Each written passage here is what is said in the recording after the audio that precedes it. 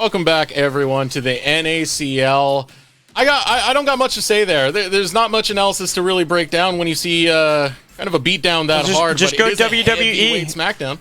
Just go to the WWE announcer starting pack. You know, give us that kind of analysis. I'll talk to Riot to actually get that as a narrator pack within League of Legends itself. But we got to move on to our little halftime segment that we're going to have at the moment. And that is going to be, would you rather? I'm going to be asking these two a question, and they're going to have to give me an answer as well as a little bit of an elaboration. So let's start off with a little bit of history. Wait, is this where I just say yes no matter what?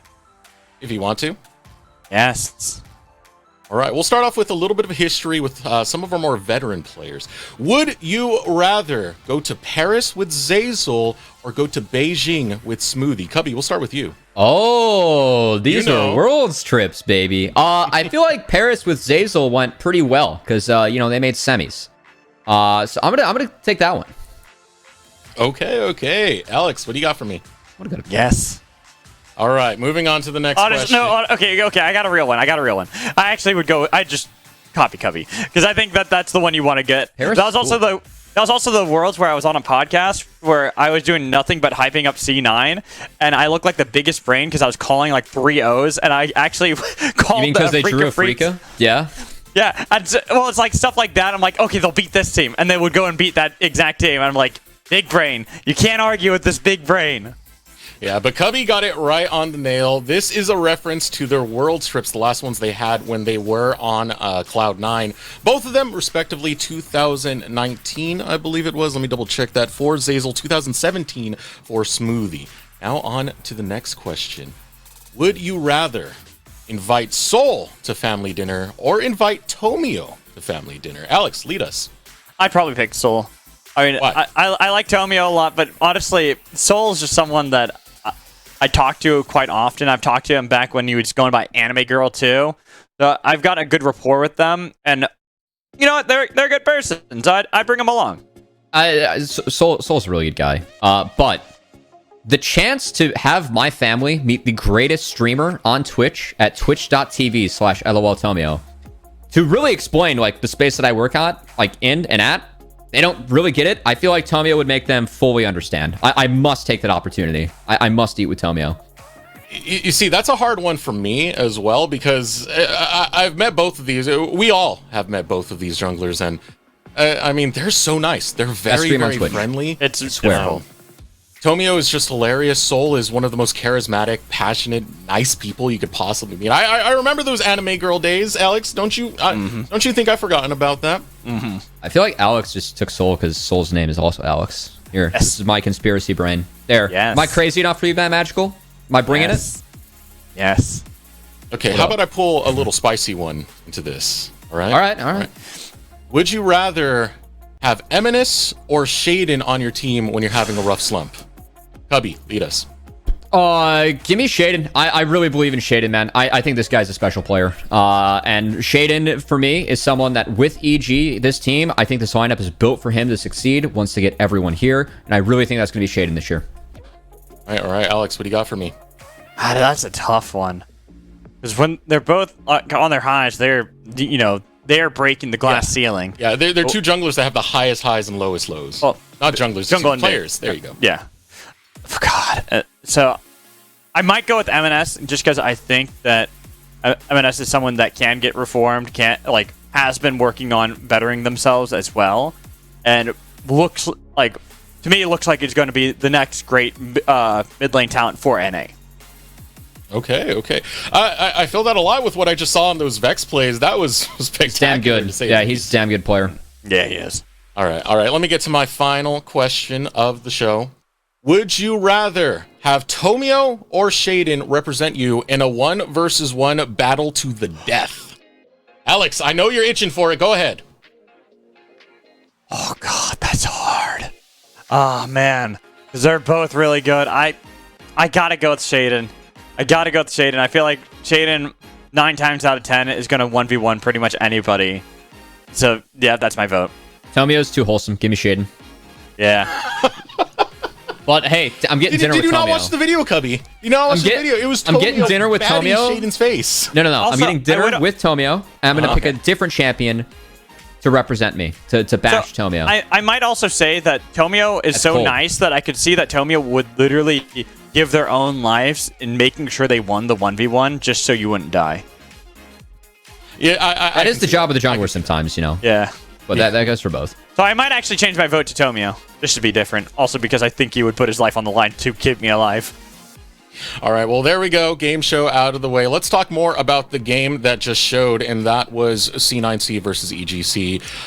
It was straight. It was clinical. It was dominance coming out of EGC. Cubby, how do you feel about things? C9 looks really good at the start of the season. I must say, I'm not too surprised. I think that a lot of teams are going to struggle to match up with M&S and Zeyzal in those two roles. And with EG having subs, I know Mobility is playing on a higher ping, attending Winthrop, which is like across the country on the East Coast. So it's not the best situation right now for EG with the subs, but like on the bright side, it's good to see Robbie Bob like trying to make some plays. You know, like even though he was countered by the Vex and down in CS, I just think that bot lane just got way too far out of control early. So when you have solo kills bot and then top, game gets hard. You know, that's going to be the tricky thing for me for a while now. I'm going to make this mistake repeatedly. I'm going to keep mixing up EGC and C9C just because of the whole Shade, the Shade and Tomio thing. Oh. What do we think needs to change for EGC to get a little bit more agency on the map and be more impactful in this early game? Alex, let's start with you. I gotta say the bot lane. I feel like the bot lane, Ezreal Karma, the fact they left the Heimerdinger open and you saw the proficiency Zeyzal has. Zeyzal's also a player that, if we talk about like his record, he didn't leave on a low.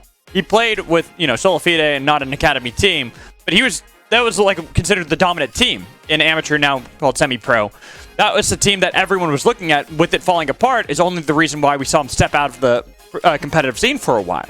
This guy is still really, really good. So I feel like you gotta get this bot lane in a really comfortable position to contend against Lost and Zeyzal. Cubby, any closing thoughts before we head into Champ Select? Deny Heimer. Deny Heimer. No Varus Heimer, man. That lane's too strong. All right, well, let's see if that's going to be the case. We are now getting ready for that champion select. It's going to be Evil Geniuses Challengers looking to take it back after that dominant win from C9C, and I will see you on the other side. That you shall, and let's get into this draft. EGC on the blue side with C9C. Changing it up a bit, going to be on the red side, but the band's not changing up at all at the moment. Maokai still banned by Evil Geniuses, Rise still banned by Cloud9. So Maokai for me is a pick that I really believe should be B1'd and only B1'd. The fact that they're denying Maokai tells me that EG may want to go for something like Lucian or Varus. So again, that emphasis on having a little bit of a stronger bot lane, I think that could be very important. I also want to see if C9 continues to deny the Jhin that Mobility looked rather decent on in the first few games he played for EG. He didn't look decent in that first game. He looked really good on that first game. Let's give him a fair shake, but that's going to be that Heimerdinger ban that you were calling for. Taking that away. Not too surprised, but I'm expecting... Oh, not a Jhin. Final ban. It's Lucian. With the VAR still being open, Mobility decides to take that away from Lost. I mean, Varus, very strong first pick. Because you do have 3 build paths that are all viable and a strong lane phase, you're really easy to plug and play into a lot of different situations. Now, we have actually seen Jhin be a very common response to Varus, so I'm curious if Lost takes that. It also is a pick that can be flexed, so that is an option, or just match range with range. Going to be the Caitlyn lane for Lost. Yeah, because I was even about to say the reason why the Jhin got picked up by EGC in the first place back on Saturday was as an answer both games for us.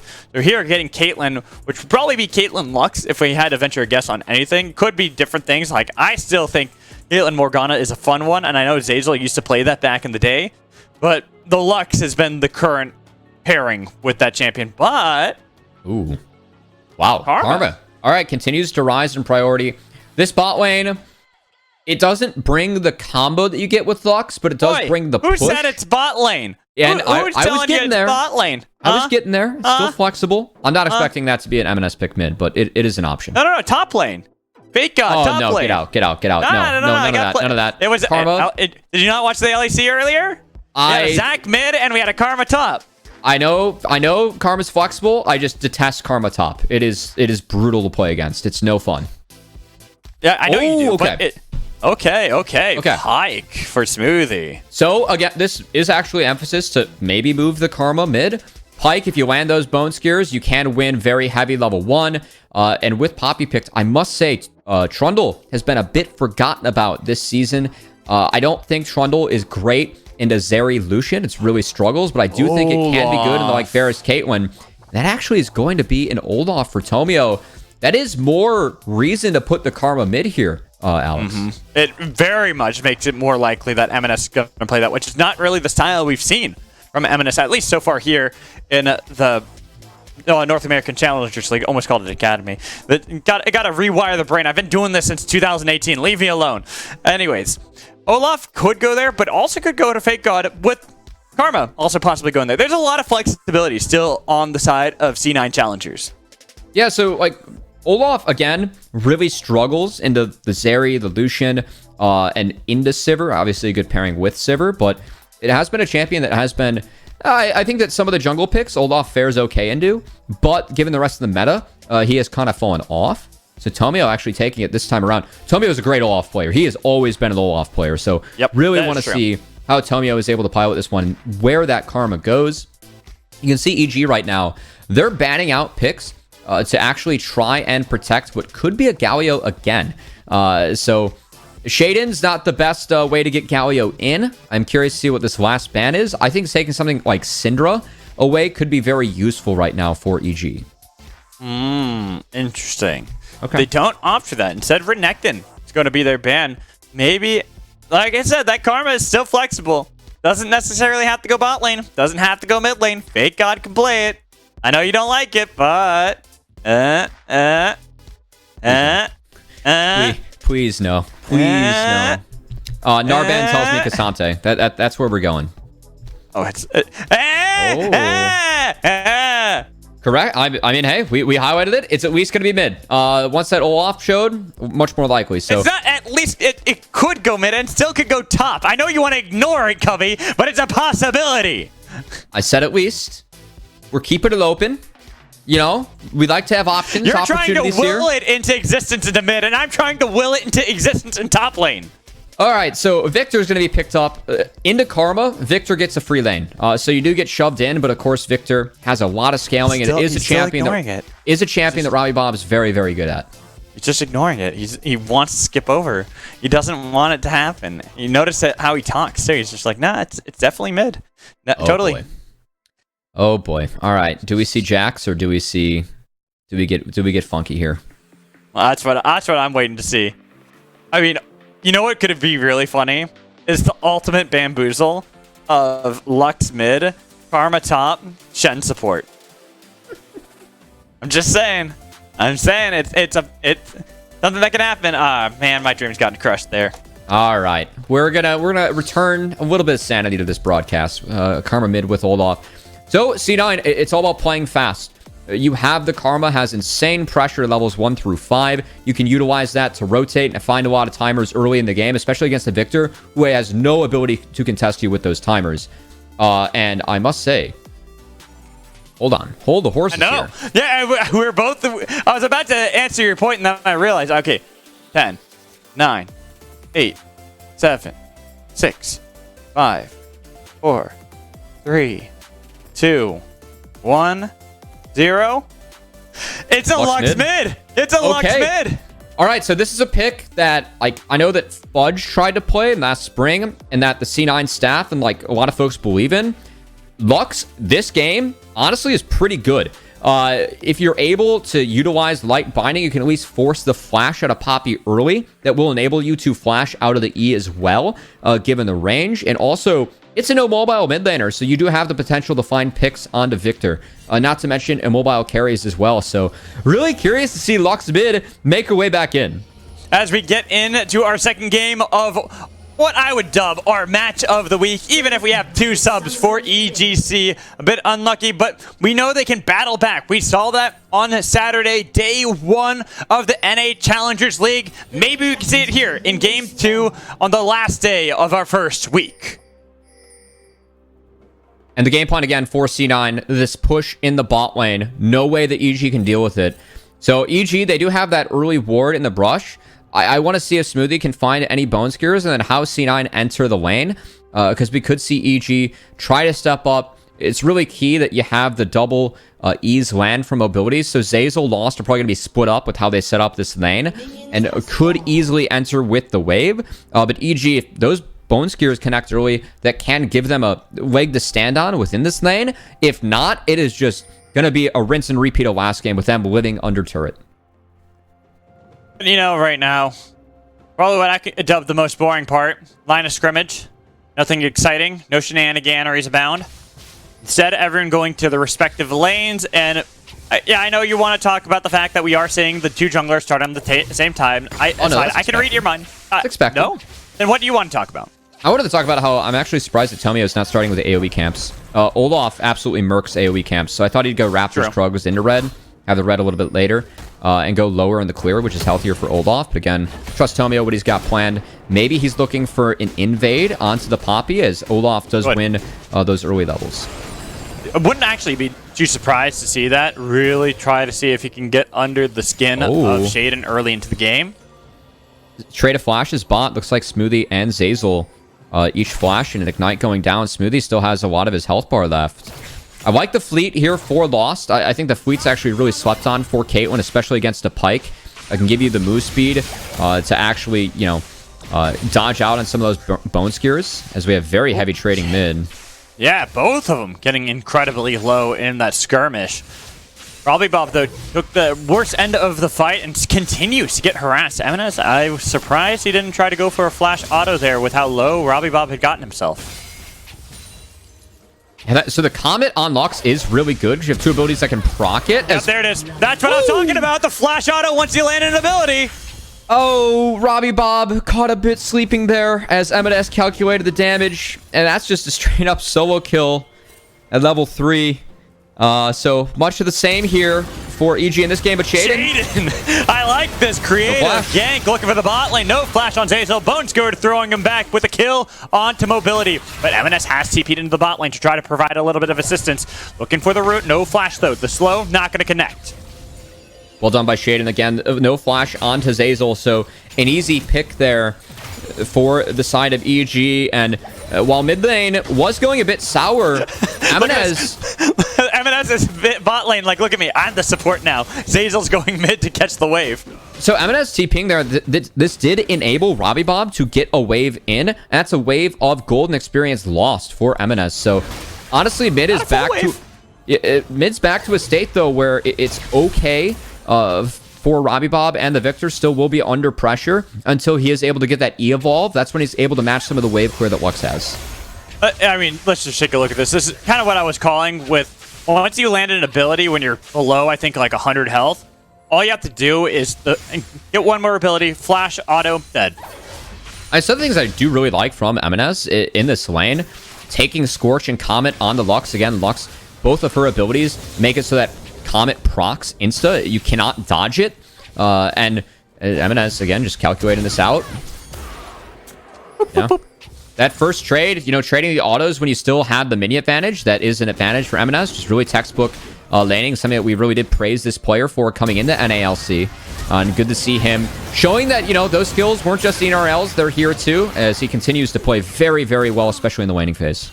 I do, as we saw in the replay, like that creative pathing from Shaden. I'm always a fan of junglers looking for plays like that, especially when, you know, you have your flash available, or if you have Hex Flash, as Shaden does.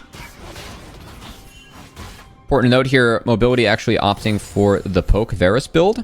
So I think that given you're going against Olaf Karma, trying to do damage from distance helps, or is a decent idea here for EG. But this does mean that teamfight-wise, we'll be lost doing more DPS. Especially in the later stages, once we get past 3 items. So again, they don't know. They don't know. He got around the ward. Robbie Bob will be spotted here, though. This is going to give it away.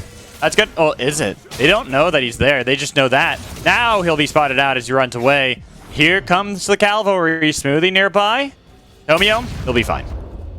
And Shaden dropped a lot of camps for this. Again, he was clearing top to bot. Look at the camps that are up on the top side. Meanwhile, Tomio, he has been power clearing, and Shaden, he's going to realize that he's in a little bit of a tough spot here. He's able to slink on out, but Robbie Bob, he's in trouble. M&S has 6. If he connects something, yep, going to force the flash.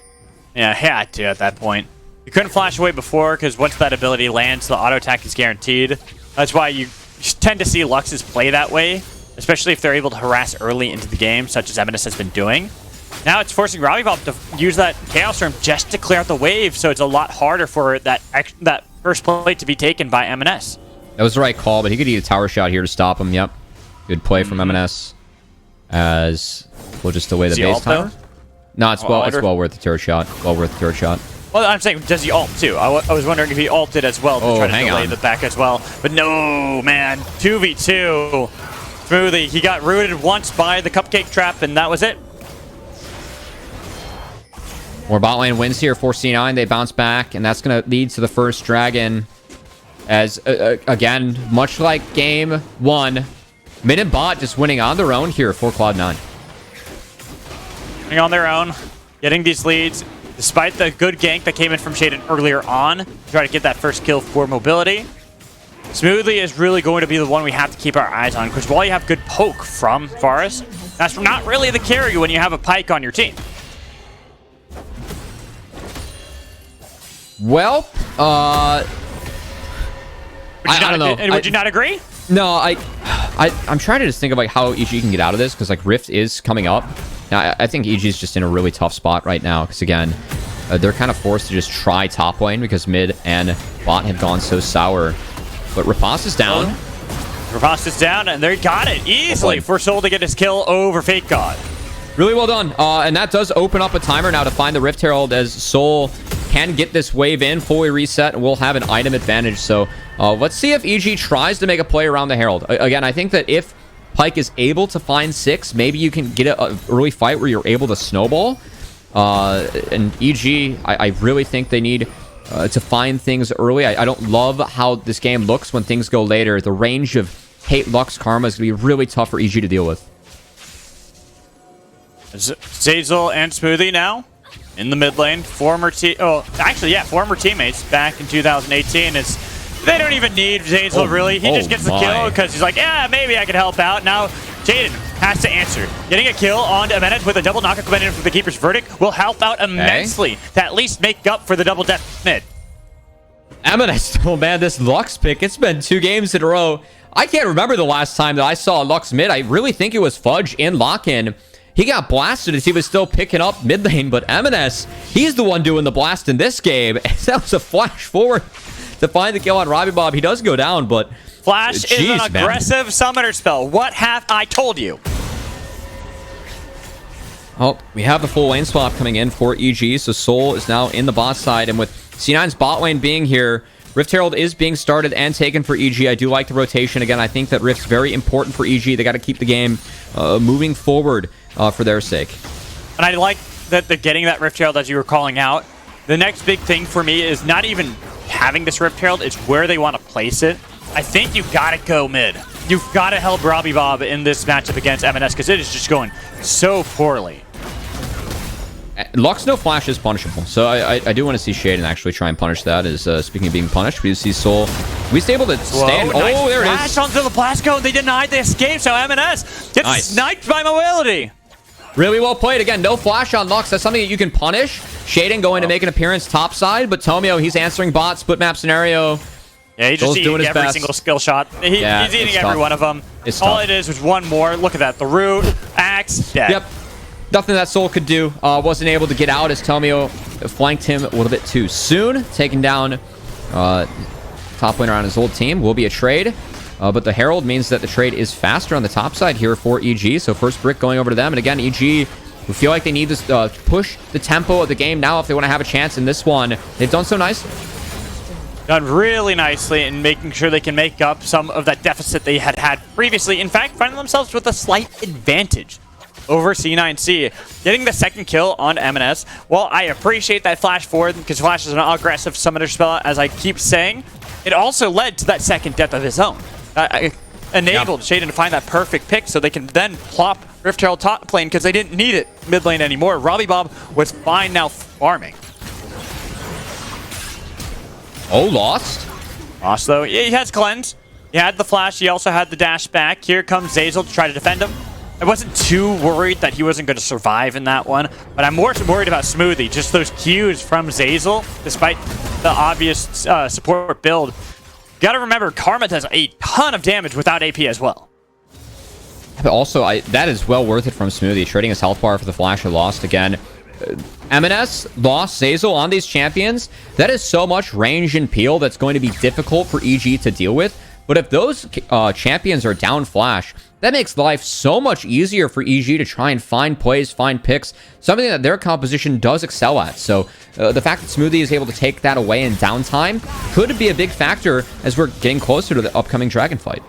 That, I think, will be the make or break for Evil Geniuses, making sure they can get that, getting more, not just getting more gold on their side by having at least one objective, but denying that second one for C9C, who have been really good at the mid-game plays and how they play around, getting the kill on M&S. That nearly guarantees that's going to be their Dragon. Lux has died twice while Flash is down. Well played from EG as, again, they get another pick. Varus, this point of the game, especially when you go with the Thought, he's so strong, you just guarantee mid lane priority stepping up. Mobility doing a nice job of that. Is Tomio fishing for an axe? We'll go wide. Oh, they're full sending it. That's a lot of damage onto Mobility. It will force him out of the fight, so it could make this an even 4v4 with... Oh, no TP, though, from Robbie Bob. I mean, that's just Dragon. Dragon. He won't be able to join in. That's Dragon. That's just Dragon for C9C. That's unfortunate. If C9 wants to take it, they're a little bit concerned, as again, M&S still not on the map. He will have flash when he is back up, but with Victor showing top, that should be enough for Tomio to walk up. Yep. Love that trade from Zeyzal. Again, it is a flash for flash. You trade up in flashes, but also landing that Mantra Q, that was enough damage to take Mobility out of the fight. They already burned their summoner spells to get the pick on the Lux, so they take away the control and sneak that Dragon away from EG. It's the double damage from Lost and Zeyzal, right? Made it so that he wasn't a part of it. They can take that Dragon easily, get the second one of the game. Now Lost looks like he's in danger, but I don't think he's actually in that much danger because Tomio's right behind him, and look how much damage Smoothie took before Tomio had even shown up.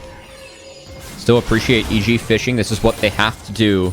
Find picks with the Poppy, with the Varus, with the Pike, and snowball from there. It's now the minions trying to crash into this tier 1 turret mid lane again. Not going to find their mark. More advantages to C9C, despite still having a slight edge for EG in terms of gold and, you know, some components for items. I'm more curious.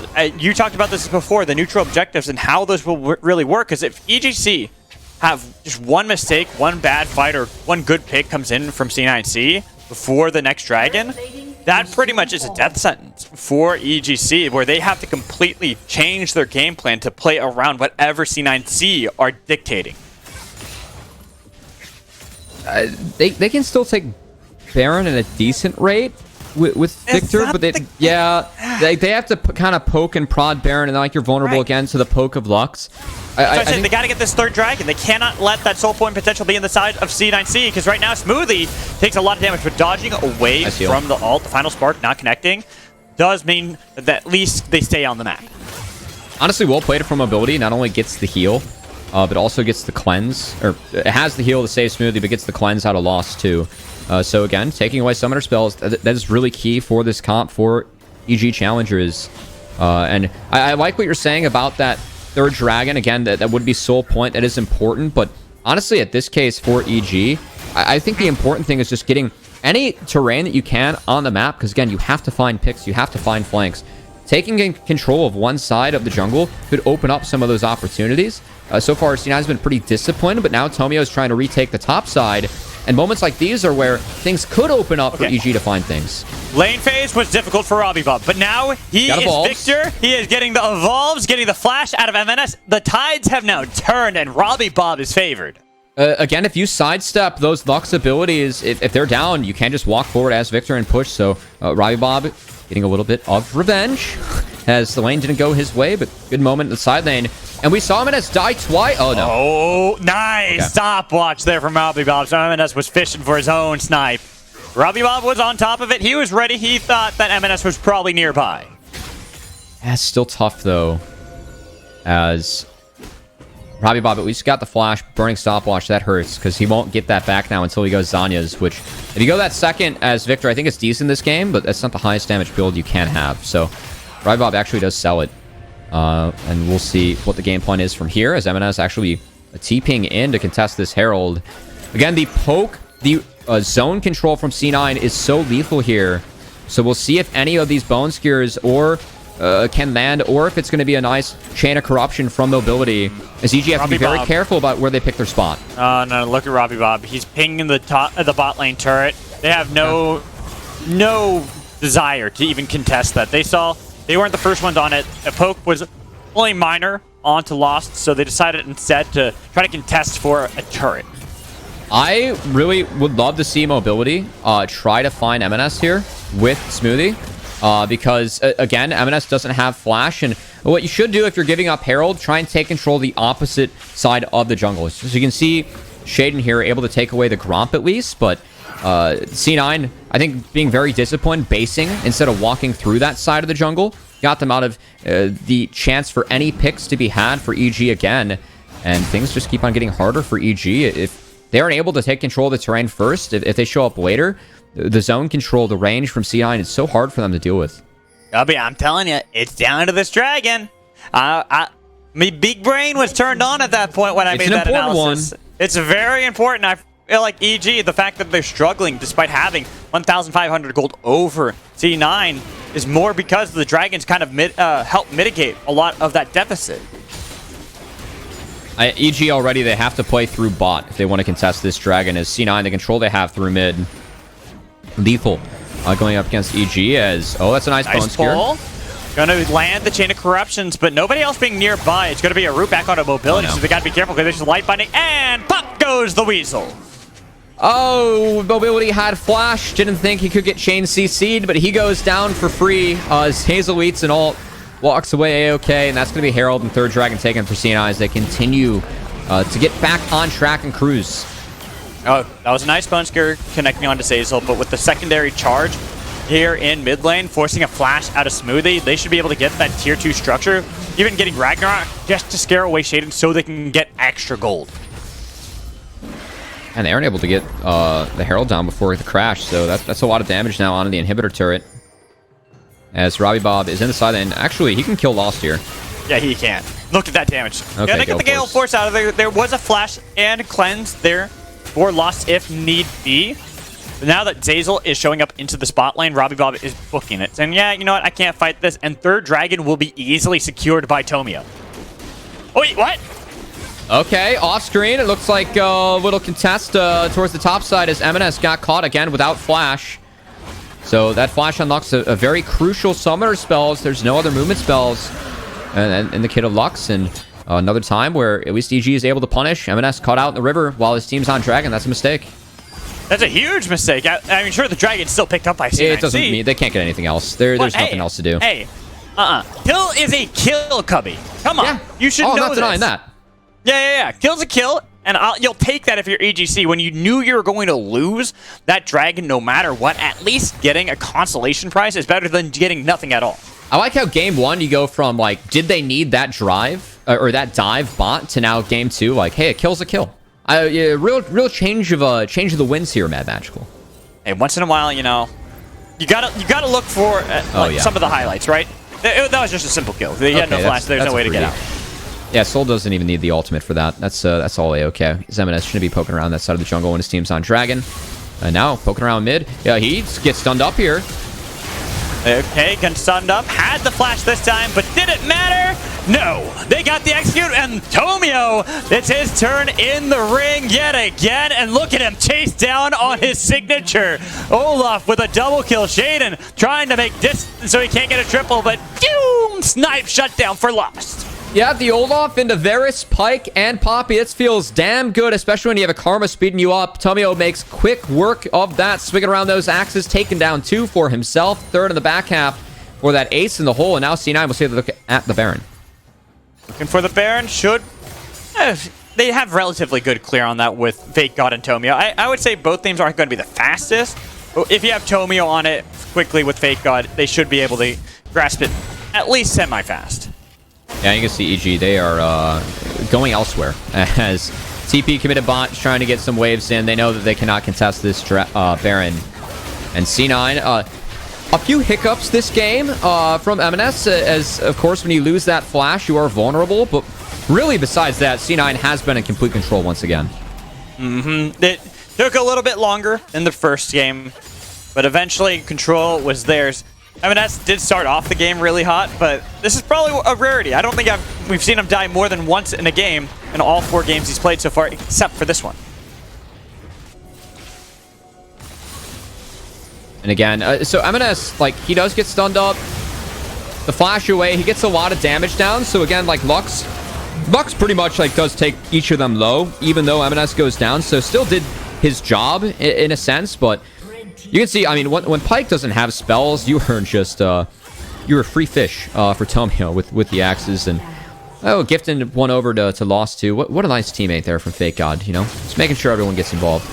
He's like, hey, you know what? I don't really need it. I'm just going to go on split push duty eventually. Have a fight here, top lane. With Tomio really far out. So it's a shutdown for Shaden. Hey, they punched back. The uppercut comes through, but Shaden is still sniped nonetheless by Lost. Oh no, was able to block and the heal didn't get to Shaden. As Tomio, he goes in too far. Lost was mid, so he was actually fighting down numbers, but still C9, they're the ones with a win. That Rift Herald crash helps them open up the middle inhibitor turret early. They can still take the inhib. The fact they have Lux, Karma, plus Kate up, this siege for C9 is deadly. Still worried. Didn't want to fully contest it and then throw away a lead. They did have kind of a hiccup on Saturday in their second game against FlyFam, where there was a heroic base defense from FlyFam off of a couple mistakes. But, okay. Oh. Yeah, you got to fish at this point, you know? Okay, I'm going to make a Pokemon reference just because it'll make Sierra happy if she's watching. So, you know the fish Wishy-Washy? Okay. Like, he's like a little tiny fish, but like at the beginning of the battle, he's a giant school of fish. Right now, it feels like Smoothie was that giant school of fish, and now enough of his health has been taken away, so he's just the tiny little one. Welcome to Pyke, man. Feast or famine. That's where it's at. Radiant Virtue on the Karma. I must say, Karma does get a lot of ultimates. I kind of like this tech from Zeyzal. Radiant Virtue's just broken, man. Yeah, I'm really waiting for Taric play to come in. I don't think Taric's gonna like great in the current meta, but I think that we are. I think Taric's, when it's a Taric angle, he just breaks the game. So I'm really hoping we see a Taric angle, because Radiant Virtue on that champion is pretty gross. All right, let's reel it back, though. Let's reel back in the line a bit so we can keep up the fishing metaphors, as well as talk about what's upcoming. The Soul Point for C9C. C9, again, they have control over all this. This is where Lux is so threatening. When you have to walk in the fog, where Lux already has the terrain. We can just see M&S, He's fishing. EG able to sidestep those and Lost. Ooh, that was close. That was one headshot. The snipe didn't connect, so Final Spark going wide, but it's also on what, like a 28-second cooldown at this point of the game? If I was Lost, I would just shoot that ace in the hole at Smoothie if I find him. Just make sure you take down the squishy as Shaden. He's gonna hit someone away. They're gonna look here, but it's M&S that they got rid of. They needed to get rid of the jungler, because you can see how much damage Shaden took. Had to go golden immediately with the Bone Skewer on to Fake God. That's a Chaos Storm brewing, but the shield for Tomio denies the reset. So they are now cleaning up EGC. They punch. This is the knockout blow delivered by C9 Challengers. If you can't find the picks, well, you gotta face the music, baby. As C9, the zone, the range control they have, no way you can get through that. Choke point, EG, valiant effort with the subs in this game, this series, but C9, they're too damn good, and honestly, they're gonna move to 4-0, tying up CLG Challengers. Those two teams are top dogs coming out of week 1. Top dogs, week 1, looking unstoppable so far. M&S, even when he had not his best mid-game, still comes out swinging, never relents, and guess what he's got in the inventory, Cubby? Books back, baby, as Shaden, again, he knocks someone away, looking for the engage. The trap's a bit unlucky, and this ult from Pyke just barely misses the ult off. I don't know if it would have been enough to execute him, but really, I mean, despite a 4-man root off the Chain of Corruption on everyone else on the side of C9, just no hope for EG, as this game weren't able to get ahead early, and yeah, Kate Lux, man. It's may not be bot, but it is a hell of a combo that M&S is able to pull off. Tomio too, he had relatively a quiet early game from what we saw in the previous match. But once he got that ball rolling, he has been unstoppable, running down into the backline consistently, only having that one little hiccup around a team fight that his team still ended up winning. And Tomio Olaf's always one that we know that he can pilot very well. As last breath scenario here for EG, they're gonna let this wave hit. We'll see if M&S. Uh-oh. Oh, no. Spotted him out. Oh, no. Oh, no. Oh, no. Oh, no. Robbie Bob. Ow, he gets hit by the axe instead. Oh, man. Yeah, he had to go glass cannon, be behind this game. He's the one who ends up getting taken out. And C9, again, they're just cruising. There really is nothing that EG can do anymore. And for C9, I mean, a lot of these players who are returning after a break of competitive, there are a lot of players we have in the NALC that are doing so. Really nice to see, you know, some of the familiar faces or new blood for C9 in terms of Tomio and M&S duo, but also, you know, players like Zazel and Fake God playing really well too, as it is just, no one's been able to slow down C9 so far. Fake God will now find himself in a 2v1, looking to see if he can get that damage. Shaded no longer having the steadfast presence. Instead getting the wall knockup. Fake God still healing up. The jump comes in from Soul and should be able to kill him with a flash. But what's happening inside your own base is you're losing Nexus turrets.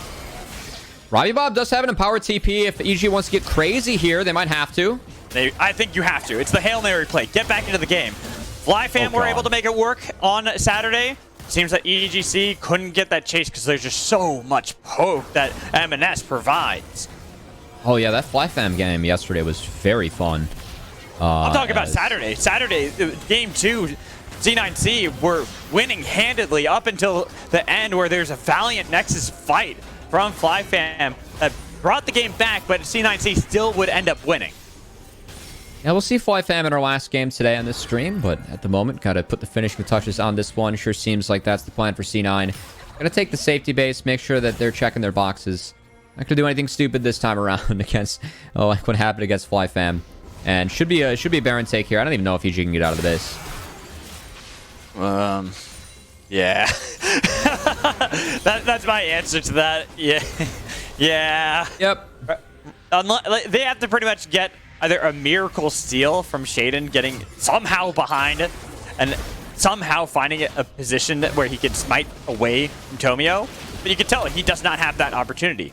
There's no shot he gets anywhere near there because mobility got chunked out. The ace in the hole, as you talked about, should just be on cooldown, used on some of these squishier members. Shaden tries to chase down Lost and took a good chunk of damage just on his way there. Oh boy. Those Luxies are hitting for half of Smoothie's health bar on the pike as he's still spotted. Oh, can we get in? Hex flat. Oh no, you can't. The Hex flash didn't work, and it's just so unfortunate for Smoothie. The Feast or Famine sniped away. Didn't hit the final spark onto Robbie Bob. With how low he is, popping the shield to try to get the movement speed from Zazel onto Tomio doesn't even matter. They already have Fake God marching down minions from mid lane. And this should be all she wrote. They don't have that support. It is a 4v5 fight with only a single Nexus turret remaining. And look at how fast that's going to be taken down. Even Tomio taking up 4 members that entire time. Just so C9C can say that they are the dominant team, that they can take down their former rivals and their former team if you're Tomio. Really solid series here from C9. I mean, for EG, I know that there are high hopes for this roster moving forward once they get everyone in. I really would love to see this rematch come playoffs. I think it would be a fun one and a neat storyline given the trade. But, you know, today, C9, they're the ones that, A, had all their members, and B, just played better. C9, I mean, really can't say enough good things about this team. They feel like they're the most dominant team early in the season, and excited to see where they can go from here. Same here. This has just been absolute domination. Against a professional team, you can write that off, be like, okay, FlyFam are still a lot of young players trying to get themselves used to this atmosphere, how they want to play against some of these teams. But then you also have to imagine when you're facing off against another Challengers team, another fixed team, it's pretty good showing when you just absolutely dominate them. But like you said, we got to put a little asterisk. There's the subs there for EGC that do kind of sway it a little bit more. And I think come playoffs, that will be one of our exciting matchups. I hope we see it. I know, talking from Soul before like the games today, he's got high hopes for himself and this roster. Obviously recognizing like, hey, we have subs, like we have some players playing on high ping, on the sense of mobility. Not the best situation for EG early in the season, but definitely a roster that we have high expectations for when they get put together, and a rematch that I would love to see later in the season. But congrats to C9, man. They look great. Can't wait to hear more from them. Same here, and we will hear more from them after a break. We'll come back with our lovely host slash flex slash guest slash play-by-play songwriter, WWE announcer, Metal vocalist, rapper, music producer. Graphic design is his passion. Graphic design is his passion. But anyways, we'll be back after this break. Welcome back, everyone, to the North American Challengers League. After a big win, Cloud9 Challengers, I have Tomio right here with an interview. How you doing today, Tomio? I'm doing good. Feeling good. Good. That's what I like to hear. Keep those positive vibes going. Well, EG has been your big org for about 2 years, and you were traded over to Cloud9. I want to know, what was the process like getting situated and assimilated with the Cloud9 roster?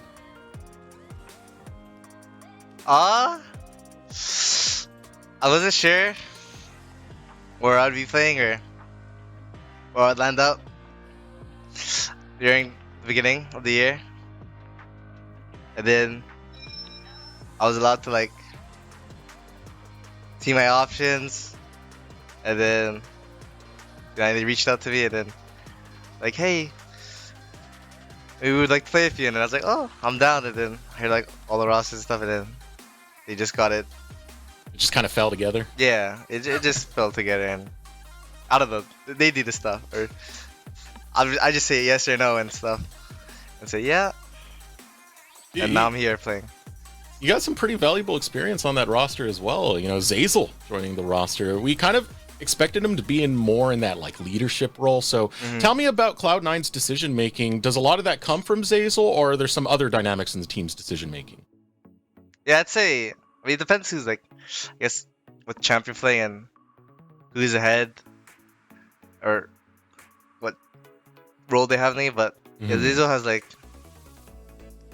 does most of the calls, and MNS does too. And if I'm strong, I talk a bit more and say what I want to do. You start caring, that's when you become the big shot caller? Yeah, I just follow them and what they say. All right, coming into the season, I know the goal for many is going to be promotion, but I want to get into some of your personal development goals. In Game 1, you had a fantastic, very visceral early game with that Wukong. Is this something you've been specifically working on, or what other areas are you looking to improve? Yeah, early game is very important for the jungle role. I think I've been trying to work on having a good, stable early game, and then mid-late game, you just need to know where you want to be on the map and be there at the right moments for your team. Because I think the meta right now is just like you have to engage for your team, or frontline for your team, for jungle at least. Or just demolish the bot lane for your team. Yeah. That game, actually, they're like 1 HP. My bot lane was demolishing themselves, and I just showed up and just. It's a team effort. It's a team effort. You can pat yourself on the back. I can pat myself, for sure. Yeah. Right, well, are you sweating any of the provisional teams? Because a few of them are making waves. I mean, Wildcard, Fear, AoE, they've all taken wins against some of these challenger teams. Are you starting to sweat any of them? Sweating? Not really, but alright, I don't think too much. I just play. And I think if you just play your game, it should be fine. Shouldn't sweat too much. I know Wildcard's doing good. I don't know the other teams. Wildcard, they're playing like Garen and stuff. Yeah. I saw it today and 2 days ago. They were playing Garen in their games. They were kind of crazy. Yeah, we've had 2 Garen picks already, by the way. Yeah. And then they played Zac Jungle, I think, against AoE. All right. Last question before I let you go, Tomio. I just want to ask, how was your off season? Did you do anything fun during the off season? Off season, I didn't really do anything interesting or like crazy. I didn't go on like vacation or anything, but I just chilled. Just celebrated Christmas with my family that I see, or my cousins. My cousins, my outside family that I see like once a year. and I just relaxed. I took a lot of naps. I just sleep and I play League. But I didn't do really much anything interesting. Hey, we're gamers. Family time is still good time, Tomio. Yeah. I love family time. Sure. Any shout-outs you got before I let you go? Shout out to my team, my players, my teammates. Shout out to the managers here at C9. Shout out to my family, and shout out to our sponsors. All right. Thank you so much for the interview, Tomio, and best of luck on the rest of the season. Thank you. You too. Of that note, we're going to take a moment to take a short break, and we'll return with our next matchup of the day. Be sure to stay tuned.